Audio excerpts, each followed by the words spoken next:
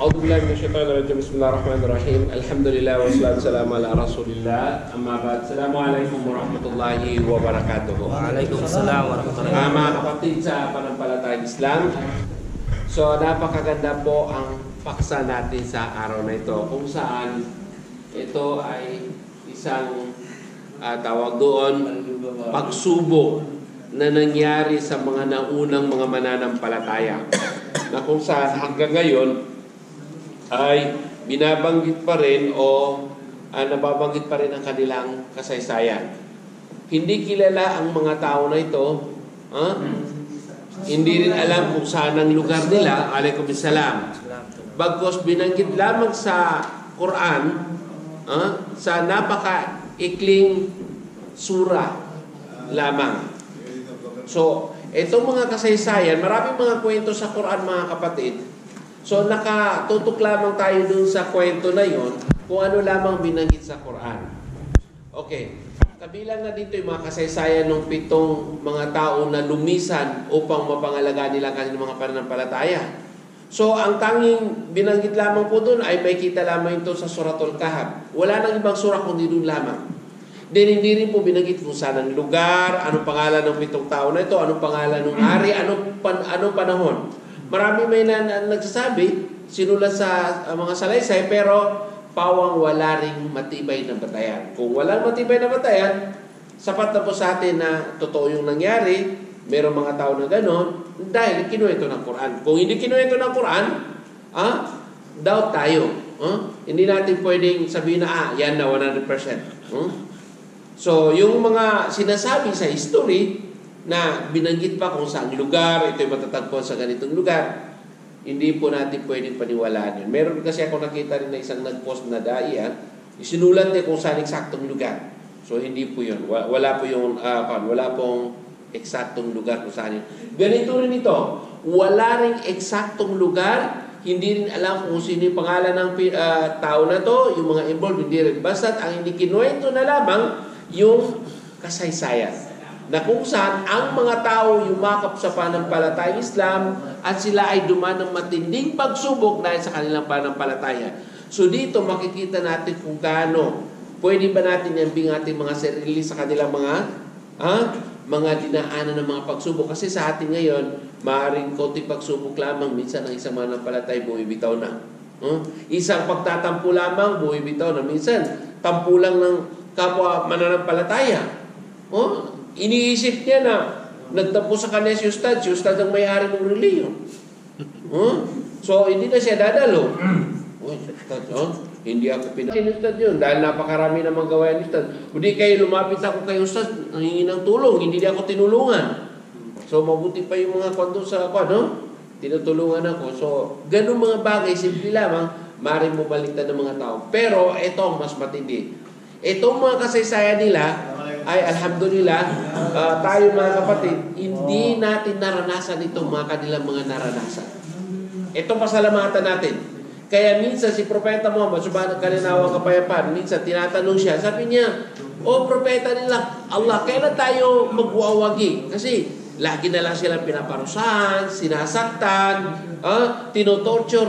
Sabi ng mga sahaba, Propeta ni Allah, kailan tayo magwawagi? Bakit lagi na lang tayong tawag doon? Sinasaktan. Katulad din na nangyari ngayon, mga kapatid. Yung nangyari sa mga kapatiran sa kailan pa magwawag yung Palestine? Kailan pa magwawag yung mga tao sa mga Muslim na inaapi? So sabi ng propeta sa kanila ay huwag kayong magmadali. Kayo ay mga taong masyadong nagmamadali. Alam ba ninyo na ang mga nauna sa inyo, ng mga mananampalataya, minsan hinahati na ang katawan nito, nilalagari ang katawan nito. Pero kaya pa rin niya tiis ng siya ay napaghiwalay ang kanyang katawan. Kailanman hindi siya bumabaliktad sa kanyang relihiyon. So pasalamat tayo dahil ang pagsubok sa atin hindi ganoon. Kadalasan ang pagsubok sa mundong ito ay mula sa mga karangyaan, mula sa mga biyaya. Yan ang matinding pagsubok, brother. Huwag sa pagsubukan ka sa biyaya, mananampalataya ka man, dati ka na Muslim, minsan nakakalimutan. So, dito tayo. Ang ang kanya, ang paksa o ang title is Sacrifice for the Cause of Allah. Ang pagsakripisyo alang-alang kay Allah. So parang napakatindi ng dito, no? Paksa nito, no? Yung parang napakabigat. Si Suhail, itong hadith na ito ay sinalaysay mismo sa isang hadith authentic na mahaba siya kasi kwento eh. Sabi ni Suhail, kaluganawa siya ni Allah, isinalaysay o di kaya kanyang sinalaysay mula sa propeta sumakadinawa ang kapayapaan na kanyang sinabi na ng propeta, merong isang hari, merong kwento ng isang hari na nauna sa inyo. Okay, may mga kwan pala nung unang panahon na isang hari na nag-ahari-hari doon sa lugar na yon, na bago pa man sa atin. Ibig sabihin, nung panahon ng propeta, mas nauna pa yun. Ikinuwento lang ng propeta nung kasaysayan ng hari na yun. So, meron din po siyang tinatawag na tawag doon, sabihin nating advisor. Kasi nung araw, nung unang mga panahon, kabilang sa mga advisor yung mga magician. Kabilang sa mga advisor. At minsan, doon mismo sila kumukuha ng kanilang mga, tawag doon, ibibigay ng mga batas doon sa mga magician. So sa atin, sa mundong ito, wala na po mga advice ng magician. Kasi harap talaga yung magician. Kasi hindi po yan, tama. So doon sila nakadepende. Yung mga advisor nila ay isang mga magician. Isang araw, sabi ng magician na ito, itong advisor na ito, sabi niya is, ako ay nagkakaedad na. Kumbaga malapit na magretiro. Sinabi niya dun sa hari na yon, ako ay matanda na, so nais ko na merong papalit sa akin. Dahil sa matanda na ako, so hindi ko na kaya na tatagal pa sa ganitong kalagayan. So padalan mo ko ng isang binata o bata pa upang ito ay aking tuturuan sa kaalaman itim. So, padalan mo ko, bigyan mo ko ng song kasi magre-retiro na ako. So, parang ganito rin sa atin mga kung ikaw ay loyal sa isang company, matagal ka na doon, gusto mo na mag-retiro, so minsan sasabihin mo na, okay, boss, gusto ko na mag-retiro kung sakaling nais yun na meron akong tuturuan sa isang ninyo para siya na magpapatuloy. Kahit hindi lang anong mga gawain sa kapanit lalo tigit ko nakasalalay sa'yo, no? Minsan gano'n ang inihiling sa'yo. Sige, turuan mo muna ito. Kahit na makauwi ka is, alam na nila gagawin. Minsan nga, hindi ka nga pinapauwi dahil sa, kung ikaw yung uwi, maantala yung production. So, kailangan mo muna maturuan ng isang tao, kahit naaalis ka, is merong gagawa. So, yun ang sinabi ng magician. Sabi niya, kailangan bigyan mo ko ng para maturuan ko. Sa madaling salita, ang kwento na to mabilisan. Hindi na po kung ano yung proseso, anong selection, sa sinong batang kukunin. Basta hindi na po binanggit yun. Doon na to tayo sa ang hari, nagpadala na ng isang bata upang, tawag doon, upang turuan. So, nagkaroon na ng proseso kada maring araw, kumbaga, nakaset na kung anong araw yung pagpunta ng bata. So, mula sa bahay, pupunta doon sa magician upang turuan yung bata na yun hanggang sa matrain na matrain. Pero isang araw, itong bata na to ay napapadaan siya sa isang mungke. Ang tawag nila po kasi doon sa panahon na yun, yung isang ustads na mangangaral, munghe, na nandun sa, yung malayo sa mga tao, halimbawa, nasa kuweba, nagdarasal lamang siya doon.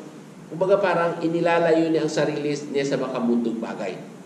So parang ang kalagayan din nito is, inshallah, mangyayari ito sa atin, na sino yung sasama sa inyo, mag-itikap, yung nandun ka lang sa masjid, magdarasal ka lamang, meron tayong program ng 5 days. So inshallah, sinong nais sumama, magsabi lang po, ang mga datihan, lumagpas na sa 1 year, ay hindi na po bibigyan ng sulat. Pero entitled sila.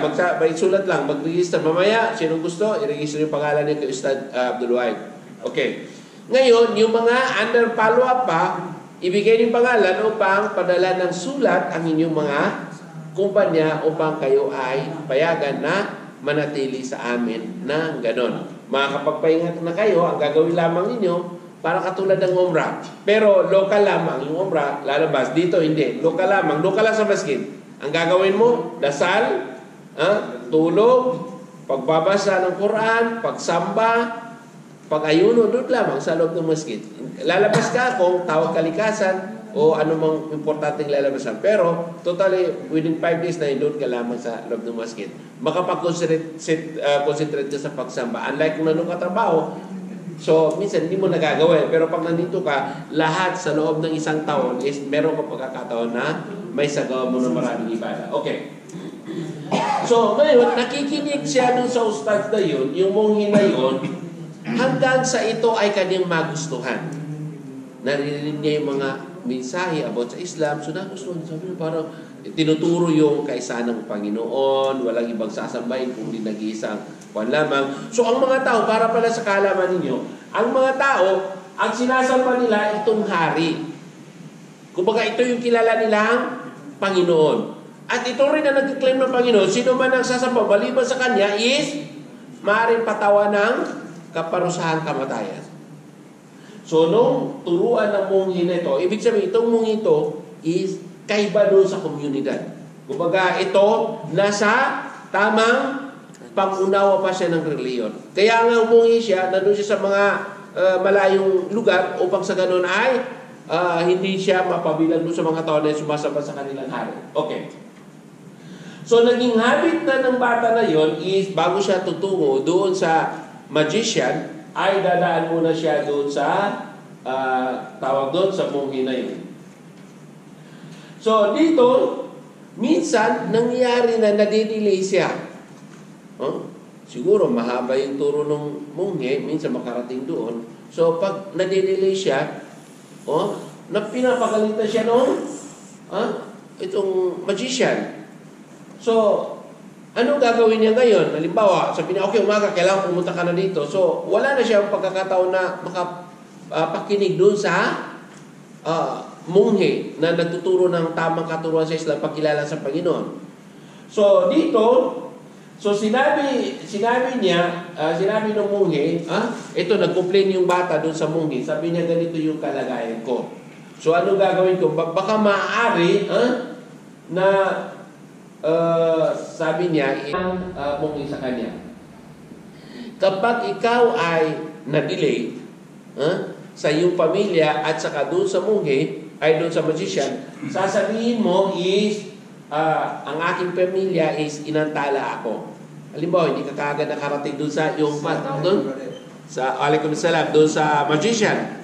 Sabihin mo doon sa magician na nagtuturo sa iyo is inantala ako ng pamilya ko. Halimbawa, katulad ng ginagawa natin no, na bago ka muna papasok sa school, maghugas ka muna ng pinggan. Mga pinggan, minsan di ba, naranasan niyo, no? Bago mo na, magsibak ka muna ng kahoy, ganyan, yung mga nauna sa atin. Pero yung mga ngayon, paano sila itawag doon? Maganda na yung kalagayan nila. Yung mga nauna nag-aaral is wala pang sundo, naglalakad pa. Ngayon kasi, hatid sundo na eh. Talabat lang. Ngayon, mas matindi, sabi niyo sa talabat na, no? Okay. Kung ikaw naman ay nangangamba sa iyong pamilya, sabi mo, bakit late ka na dumating? Anong ginawa mo? Bakit ngayon ka lang nakarating na? Sabihin mo naman sa kanila ay yung magician ay nantala ka rin. So parang yun ang reason mo. Pag madelay ka doon, kasi nandito ka sa akin, nag-aaral ka ng kaalamang Islam at pakilala sa Panginoon. So kung gano'n ang mangyari sa iyo, pagalitan ka kung madelay ka doon sa pamilya mo, pagalitan ka kung madelay ka doon sa magician, so ang gawin mo, inantala ka dito o di kay dito. So gano'n lamang. So ngayon, eto na, dumating na ang pagkakataon na nagkaroon na siya ng malawak na kaalaman. Nakilala na niya ang totoong Panginoon, hindi yung hari na yun. Kung hindi, merong sinasambang nag-iisang Panginoon ng Allah subhanahu wa ta'ala. So isang araw, nangyari na merong isang napakalaking hayop. Damuhalang hayop na nakabalandra doon sa daanan. So parang yung daanan nila, merong pagpalagyan natin ahas na malaki, anaconda. So, yung mga tao hindi makakadaan kasi merong malaking hayop doon. So, ang mga tao is hindi sila makakadaan. So, ngayon, sabi ng batang lalaki, dito na niya malaman kung saan ang totoo. Ang pagtuturo ng isang magician na gawain ni Shaitan o ang katuruan ng isang munghe, isang ustaz na tungo sa pagkilala sa Panginoon.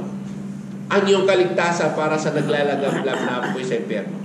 So dito, sinabi ng bata sa kanyang sarili, ngayong araw, dito malalaman ko kung saan ang mas mainam, ang kaalaman ba ng magician o ang itinuturo ng isang ustaz na ito.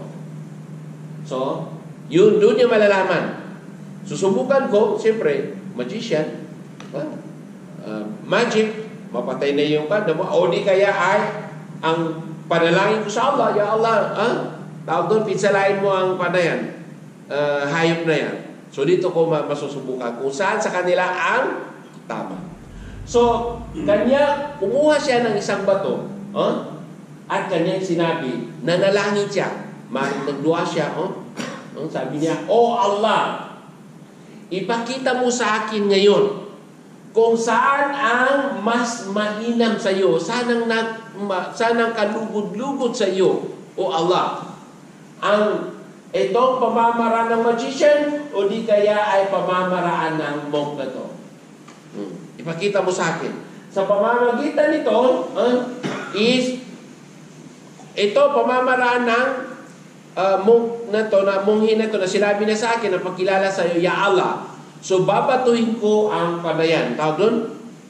Yung damuhan ng hayop na yan. Upang sa ganoon ay ang mga tao ay makadaan ng mapayapa.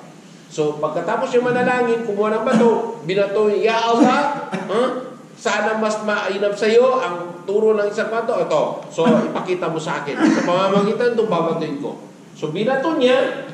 So ang nangyari ay ito na. Napatay niya ang dambuhalang hayop sa pamamagitan ng pagbato doon sa hayop na yun. So pagkatapos doon, ang mga tao ay malayang nakaraan doon sa daanan. Okay. So ngayon, papunta pa lang siya doon sa munghe. So nung nakarating na siya doon sa munghe, sabi niya ang buong, ikinuwento niya ang buong pangyayari. So yung munghe nagkaroon ng takot. Nagkaroon ng pangamba sa kanyang sarili. Bakit nga ba natakot yung munghe? Malaman. Sabi niya, Masya Allah, nakayanan mo sa gano'n, parang pag may tinuruan ka, naging perfect na yung gawain niya. So parang masaya kayo. Ito sa yung munghe, natakot. Bakit? Sabi sa kanya ng munghe, O aking anak, bilang pagrespeto, paggalang, sabi niya, O aking anak, ngayong araw, ikaw na ang mas mainam kumpara sa akin. Nakakahigit ka na sa akin. So tingnan mo, sinaluduan ng munghe ang bata. Ikaw ay higit na ngayong araw, ikaw ay mas nakakahigit sa akin. So, ngayon, kung darating sa iyo sa huling panahon na matinding pagsubok, wag na wag mong sabihin na ako ang nagturo sa iyo. Wag mo akong ihayag. So parang yung munghe, meron siyang tawag doon, nararamdaman niya na darating sila sa pagsubok. Hindi pala ito pambihira yung ginagawa nila. Against pala ito sa hari. Totoo nga naman against sa hari. Bakit? Yung munghe nagtuturo ng pagkilala sa Panginoon. Yung hari nagtuturo na siya yung Panginoon. Yung advisor niya, kinakailangan tinuturuan ng Panginoon ng hari. So kabaliktaran ang ginawa. So ngayon, dahil sa magaling ka na, kapag may nangyaring pagsubok sa iyo, wag na wag mo akong ihahayag. So, ang ginawa ng bata, ngayon nag-umpisa na siyang manggamot sa mga may sakit. Nakakayanan niya sa pamamagitan ng kapahintulutan ni Allah na makakita ang mga bulag.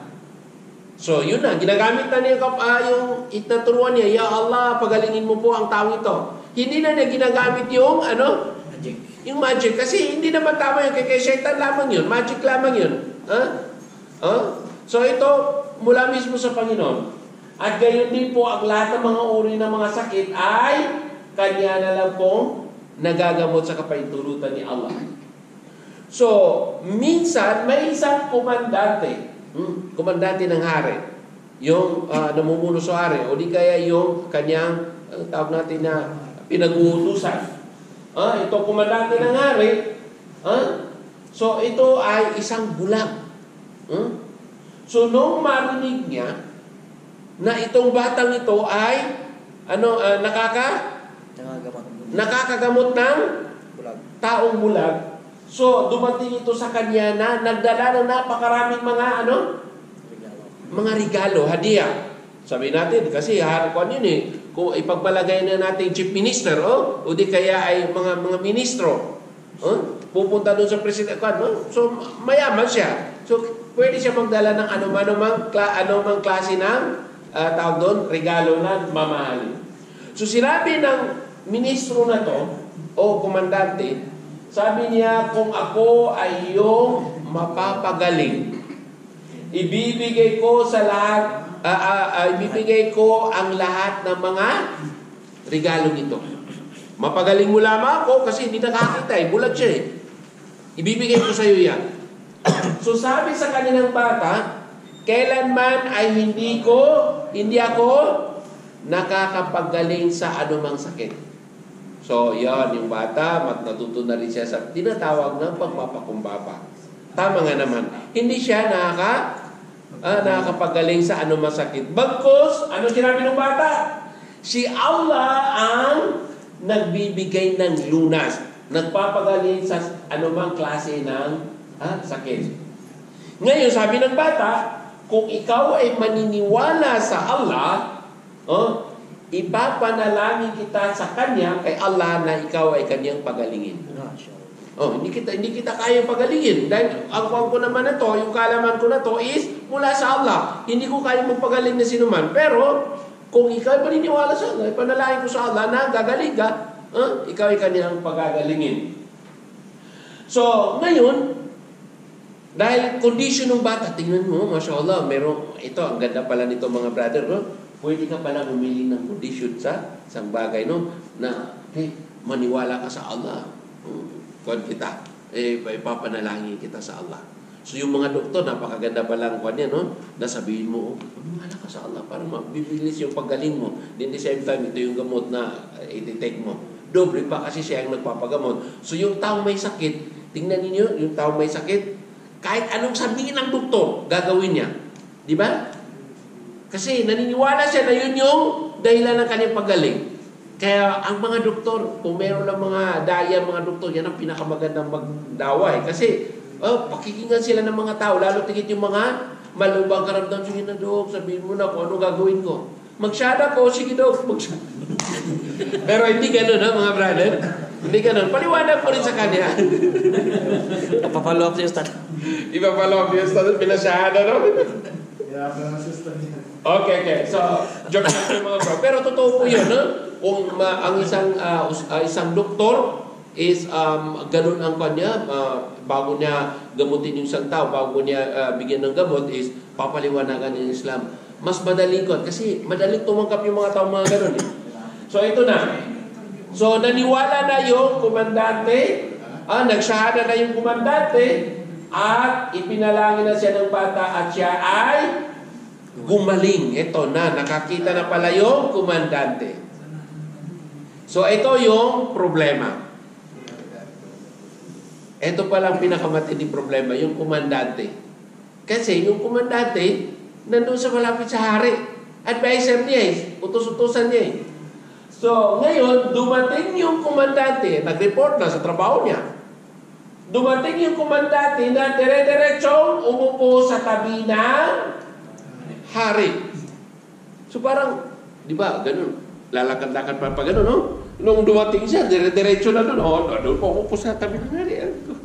So parang yung hari is nagtaka kasi bigla na lang parang hindi, tawag doon? Bulag. Hindi bulag yung ang kanyang tao. So dito, sinabi ng hari sa kanya, sino ang nagpanumbalik ng iyong paningin? So dito, yung komandante is nagsyahada na, kumilala na sa Panginoon. Hindi na yung hari ang Panginoon. Sabi niya, is ang aking Panginoon. So sabi, nagtaka yung hari. Sabi ng hari, meron ka pa bang kinikilalang Panginoon na maliban sa akin? So nagalit yung hari. Sabi ng komandante, ang iyong Panginoon at ang aking Panginoon, o ang aking Panginoon at ang iyong Panginoon ay si Allah. Ayun na. Dito na nag-umpisa na naging hayag yung kinatatakutan ng monghe. Okay.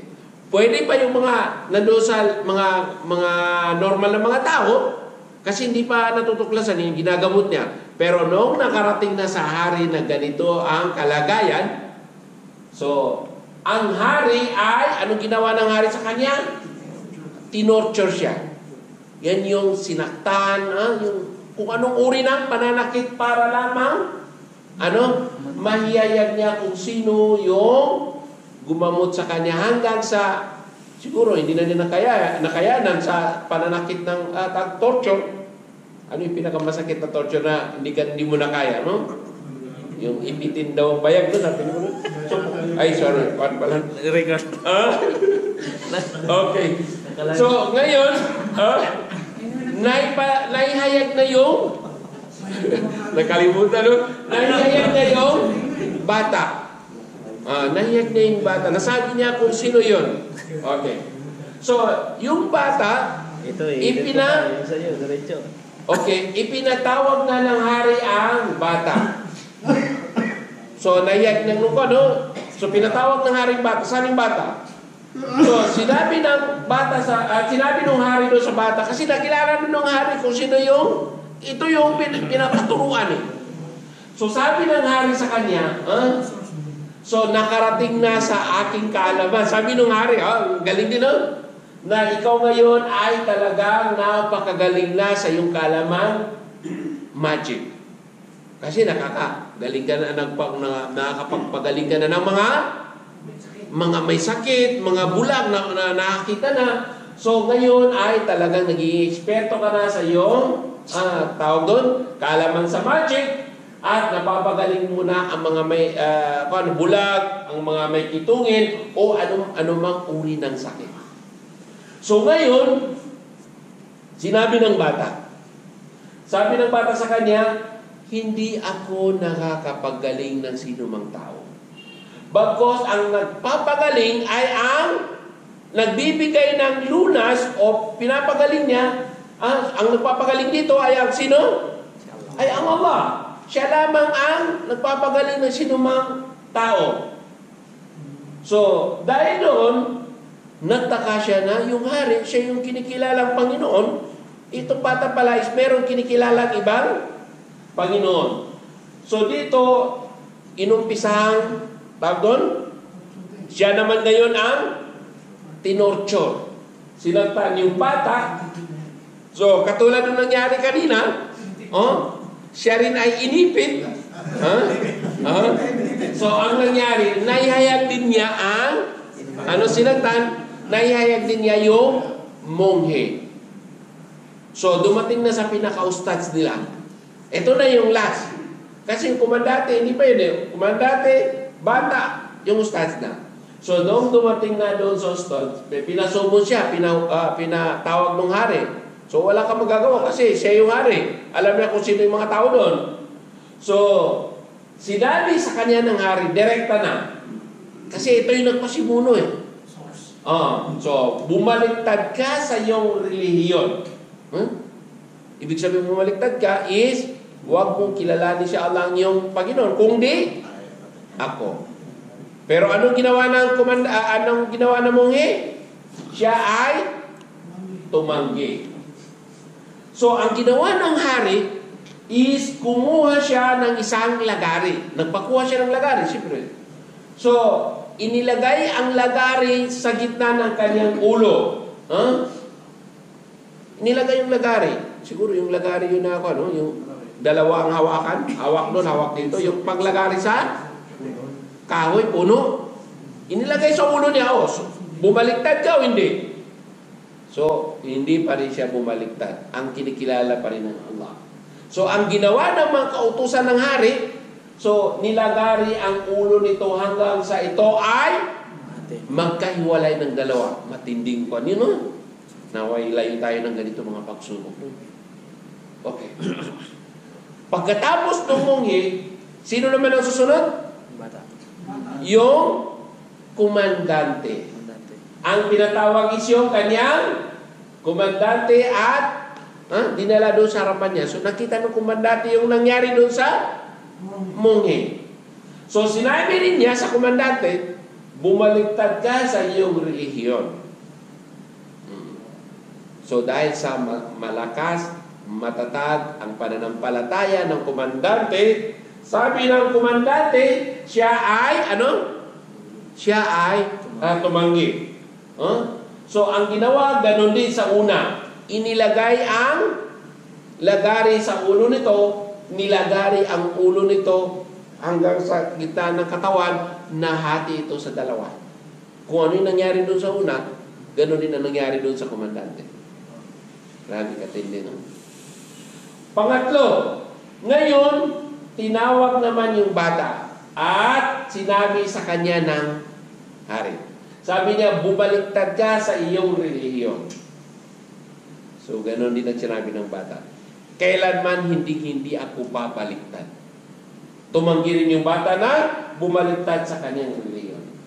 So, ang ginawa ng hari, ibang way ng, tawag doon, torture, pagpatay ang pinatupad sa bata. Kasi, siyempre bata yun eh.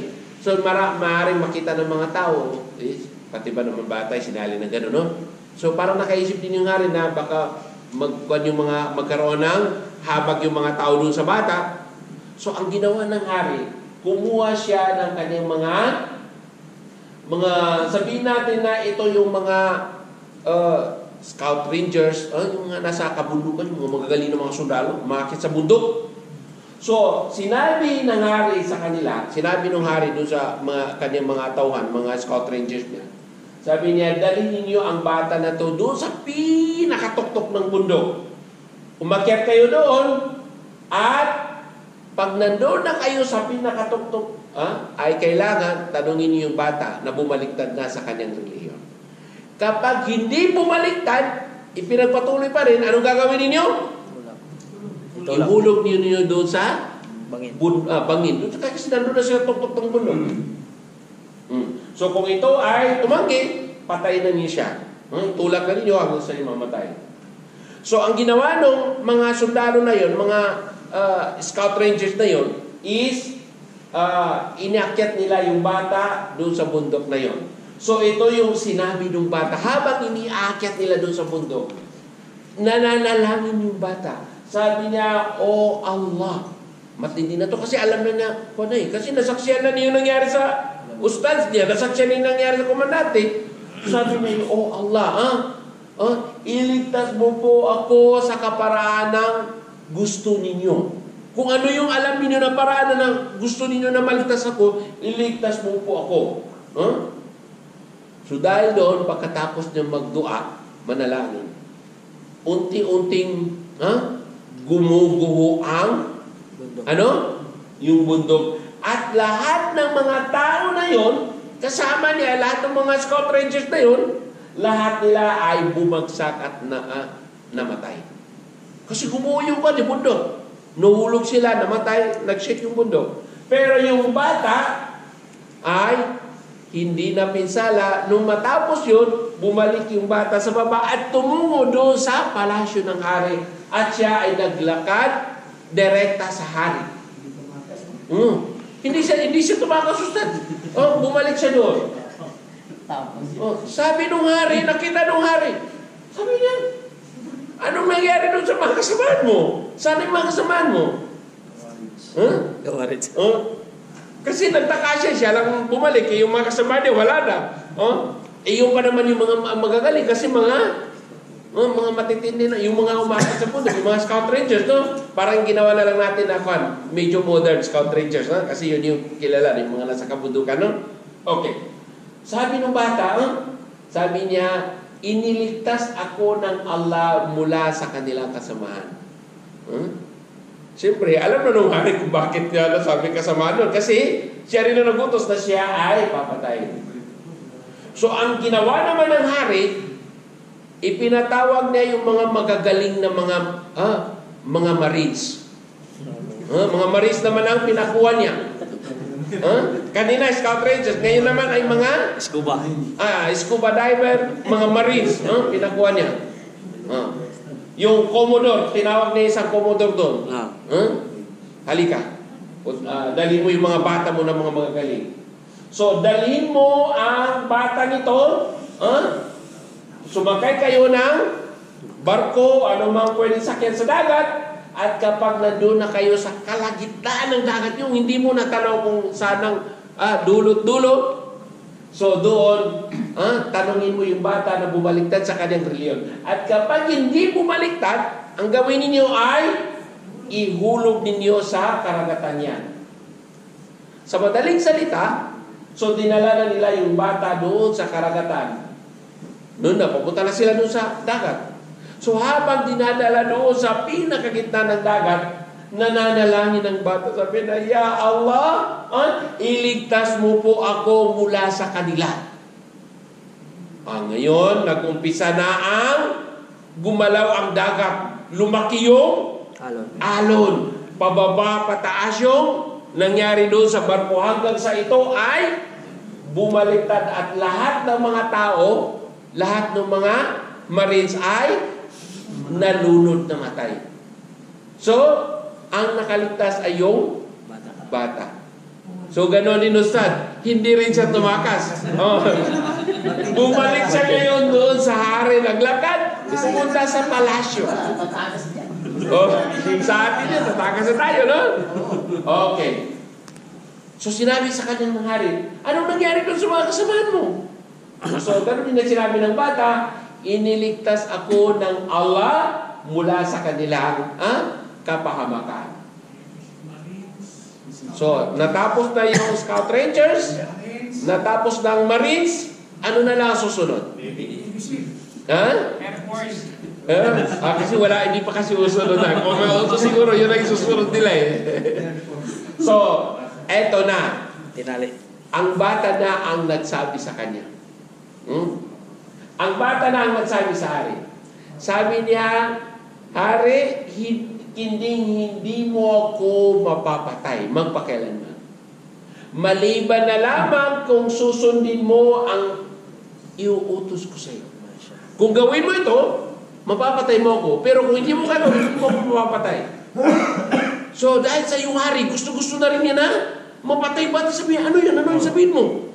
Sabihin mo kung ano yung ba na yan. So sinabi ng bata, tipunin mo ang lahat ng mga tao. Halimbawa, sa isang lugar, lahat ng mga nasasakupan mo is, ipunin mo sila. At kapag naipon mo na sila doon, itali mo ako sa isang kahoy. Punong kahoy. Then, ikaw mismo ang gagawa, ilagay mo yung pana, yung bala ng pana doon sa kwan. Tapos, panahin mo ako. Pero, bago mo ako panahin, bigkasin mo ito sa pamamagitan ng Panginoon ng bata. Sa pamamagitan ng Panginoon at sa pamamagitan ng pangalan ni Allah na Panginoon ng bata. Pag nabanggit mo yun, ang Arabic nun, Bismillahi Rabbil Gulam. Bismillahi Rabbil Gulam yun. Kapag nabasa mo yun, saka mo bitawan ang palaso. Ayun, bitawan mo na, itira mo na sa akin. Meron nagsabi na ito mo ko tirahin o saan, basta pag tira mo nun, sabihin mo na yung Bismillah. Sa ngalan ng Allah. So ibig sabihin nung pangakuan na yun, pag sinabi mo yun ang pangalan, siya lamang ang sinasamba. Panginoon ng bata, siya lamang ang Panginoon ng kan. So, meron palang technicalities yung pinapasabi sa kanya ng bata na hindi niya alam. Alam ibig sabihin ng technicalities? Makapagsabi ka ng isang bagay na yung pala is ikapapahamak mo. So, itong hari, gusto niya na mapatay na yung bata. So, ang ginawa niya, ginawa niya, kapag ginawa mo na yon, Bismillahirrahmanirrahim, mapapatay mo na ako. So, ginawa ng hari, iniipunan niya ang lahat ng mga tao, tinali na yung bata, doon sa punong kahoy, at kinuha na niya yung kanyang pana, pati yung palaso, at sinabi na niya, itinira niya doon sa bata, sinabi na niya, Bismillahirrahmanirrahim. O sa pamamagitan ng pangalan ni Allah na Panginoon ng batang ito, then kanyang binitawan na ang palaso at tumama doon sa bata. So dahil doon, tinamaan ng bata at ito ay namatay.